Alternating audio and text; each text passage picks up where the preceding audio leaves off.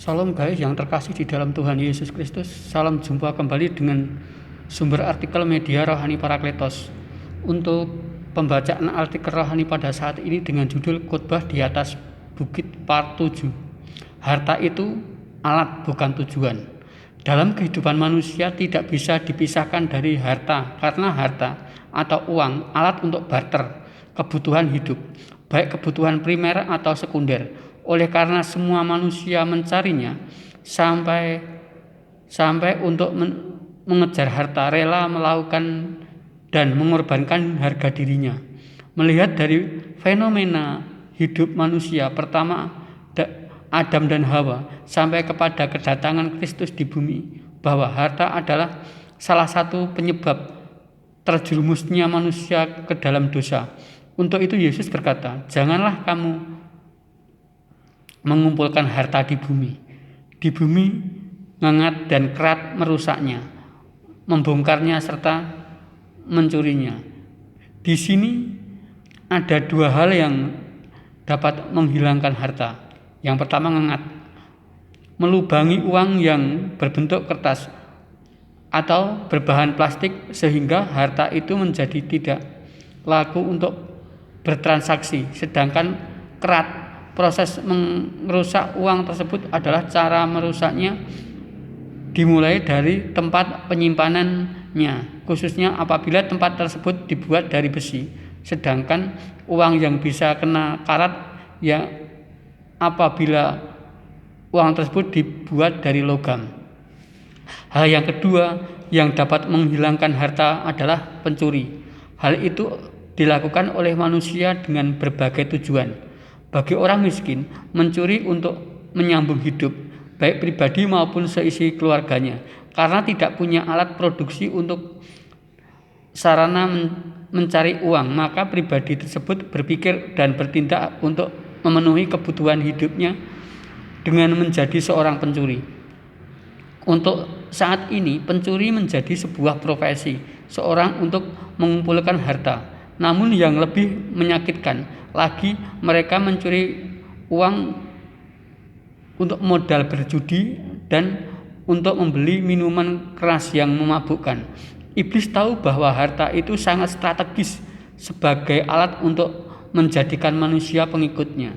Dengan memberikan harta benda sebagai kompensasi, banyak orang yang tergiur dengan harta yang diberikan oleh iblis, sehingga banyak orang yang rela menukarkan iman kepada Kristus dengan harta yang melimpah dan kembali kepada cengkraman penguasa kegelapan. Harta di surga yang disebut sesuatu yang berharga dan bernilai sebenarnya bukan harta yang berwujud harta benda yang laku dijual dan bisa dipertukarkan di sini. Tuhan Yesus menunjukkan kepada kita tentang harta yang tidak bisa dicuri dan harta yang tidak bisa dirusak oleh ngengat dan karat, yaitu harta di surga. Yang menarik di sini adalah perkataan Tuhan Yesus berkenaan dengan harta, karena di mana hartamu berada, di situ hatimu berada. Harta adalah pusat pertempuran antara kuasa kegelapan dan kuasa terang Kristus. Kedua kekuatan itu berusaha saling mempengaruhi hati manusia. Kalau sudah demikian, hasil akhirnya tergantung manusianya itu sendiri. Lebih dominan pengaruhnya terang Kristus atau kuasa kegelapan si iblis. Itu adalah dua pilihan yang harus dipilih oleh manusia. Di dalam dunia ini ada dua jalan, lebar dan sempit, yaitu lebar api jiwamu mati, yang sempit itu hidup berglori. Kalau hati kita dikuasai terang Kristus, makanya kita harus mampu menguasai harta tersebut untuk misi Kristus dan menjadikan harta itu hanya sebagai alat, bukan tujuan, yaitu Allah dipermuliakan di dunia ini, sehingga cara-cara memperolehnya pun sesuai dengan yang Ia tetapkan. Satu, dengan bekerja sesuai dengan yang Tuhan berikan.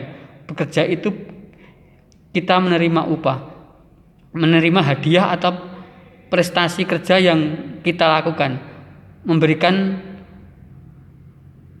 pemberian perorangan atau kelompok yang tidak mengikat atau tendensi tertentu.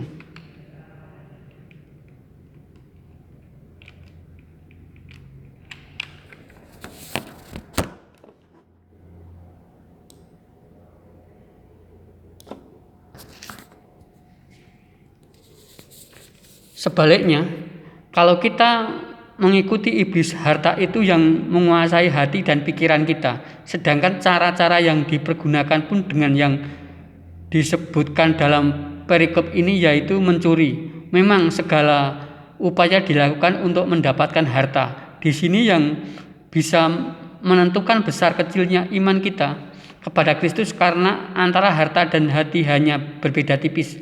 Artinya harta bisa menguasai hati manusia. Kalau kita sudah dikuasai harta, celakalah masa depan dan hidup kita. Karena demi mendapatkan harta, seseorang bisa rela melakukan apa saja demi mewujudkannya. Namun bagaimana supaya hati kita mampu menguasai harta itu? Kita harus selalu berdoa, minta sama Tuhan supaya mampu menguasai diri, tidak tergoda oleh harta. Jangan sampai hidup kita itu hanya untuk mencari harta, namun harta yang kita punya sebagai alat dari Tuhan untuk mempertahankan hidup. Amin.